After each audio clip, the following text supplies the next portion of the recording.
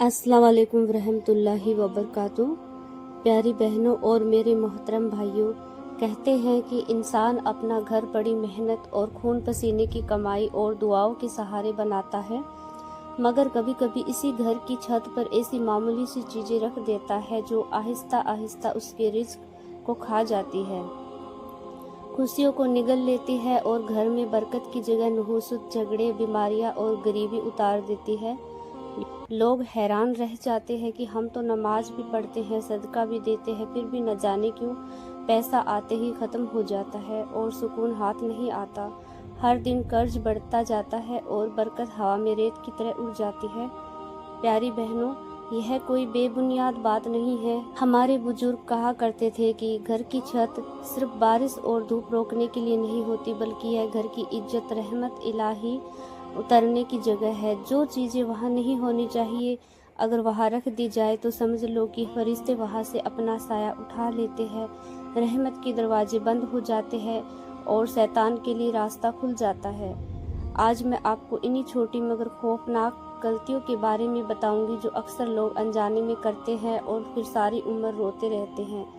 इसीलिए पूरे तवज्जो से सुने, क्योंकि अगर इन 5 चीज़ों में से कोई एक भी आपकी छत पर मौजूद हुई तो ये यकीन जाने कि खुशियाँ आपके घर से रुखसत हो जाएगी। पहली चीज़ जिसे कभी भी अपने घर की छत पर नहीं रखना चाहिए वह है पुराना या फटा हुआ जूता। बुजुर्गों का फरमान है कि जिस घर की छत पर टूटे फूटे जूते रखे हो वहाँ रहमत नहीं बल्कि बद्दुआएं आती है। जूता इंसान के कदमों के नीचे होता है, उसे सबसे निचले जगह पर रखना चाहिए, मगर जब वह चीज़ छत पर चढ़ा दी जाती है तो इसका मतलब है कि घर में बरकत के बजाय जिल्लत और बेकदरी को जगह दी गई है। छत ऐसी जगह है जहाँ से रहमत घर के हर कोने में उतरती है। जब वहाँ फटे जूते, मैले कपड़े या गंदगी रखी जाती है तो वह जगह बेबरकती का केंद्र बन जाती है। ऐसे घर में लड़ाई झगड़े बढ़ जाते हैं, रिज्क आकर भी नहीं ठहरता और घर की रौनक खत्म हो जाती है। इसीलिए फटे जूते कभी छत पर नहीं रखे। तो दूसरी चीज़ है दीनी आयतें, ईश्वरीय नाम या पवित्र कलाम वाले कागजों को छत पर फेंक देना या बेअदबी से रख देना। नासमझी में लोग अखबार, पर्चे या पुरानी किताबें छत पर फेंक देते हैं जिन पर पवित्र नाम या आयतें लिखी होती है। जब ये कागज मिट्टी, बारिश, जूतों की धूल या कूड़े के साथ पड़े रहते हैं तो उस घर की किस्मत मिट्टी में मिलने लगती है। अल्लाह के कलाम की बेअदबी है और जहाँ पवित्र नाम की बेअदबी हो वहाँ से रिज्क, रहमत और सुकून सब उठा लिए जाते हैं। तीसरी चीज़ है टूटा फूटा सामान, पुराने फटे कपड़े, खराब बर्तन या कोई भी बेकार चीज़ जिसे लोग सोचते हैं कि बाद में काम आएगी और छत पर जमा कर देते हैं। छत घर का सबसे ऊंचा हिस्सा होता है, जैसे इंसान के जिस्म में पेशानी जहाँ सजदा किया जाता है। अब अगर इसी ऊंचे मुकाम पर कबाड़ और गंदगी रख दी जाए तो रहमत वहाँ कैसे ठहरेगी। जब नया सामान खरीद कर लाते हैं और पुराना सामान छत पर फेंक कर भूल जाते हैं तो यह नेमतों की नाकदरी होती है।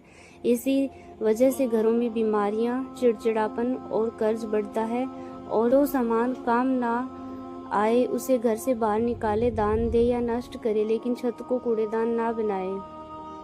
चौथी चीज़ है अपवित्रता या नापाकी की हालत वाले कपड़े जिन्हें बिना धोए लापरवाही में छत पर सुखाने के लिए डाल दिया जाता है। छत वह जगह है जहाँ धूप की हवाएं और रहमत का साया पड़ता है, मगर जब नापाक कपड़े या बिना धुली चादरें लापरवाही से डाल दी जाती है तो यह रहमत के रास्ते में ताला लगाने जैसा है। पाकीज़गी ईमान का आधा हिस्सा है, जब वही हिस्सा बेअदब पड़ा हो तो घर में सुख शांति कैसे आएगी। कपड़ों को अच्छी तरह निचोड़ कर धोकर ऐसी जगह सुखाए जो सबकी नज़र में ना आए और फरिश्तों की गुजरगाह न हो। छत को नापाकी का स्थान न बनाए। पांचवी चीज़ है टूटे फूटे आईने, शीशे, दरार वाले दर्पण जिन्हें लोग छत पर फेंक देते हैं। आईना सिर्फ चेहरा दिखाने की चीज़ नहीं होती है, यह ऊर्जा को जज्बा करता है। जब यही आईना टूट जाता है और उसे छत पर फेंक दिया जाता है तो वह टूटी हुई नकारात्मक ऊर्जा को आसमान की तरफ करता रहता है। इसे घर में रिश्ते टूटने लगते हैं, बातें चुभने लगती हैं और रिज्क रुक जाता है। گھر صرف دیواروں کا نہیں ہوتا، گھر وہ ہوتا ہے جہاں رحمت اترتی ہے اور دعائیں قبول ہوتی ہے۔ اس لیے گھر کے فرش اور کمروں کے ساتھ ساتھ چھت کو بھی صاف ستھرا اور بے ادبی سے مکت رکھیں۔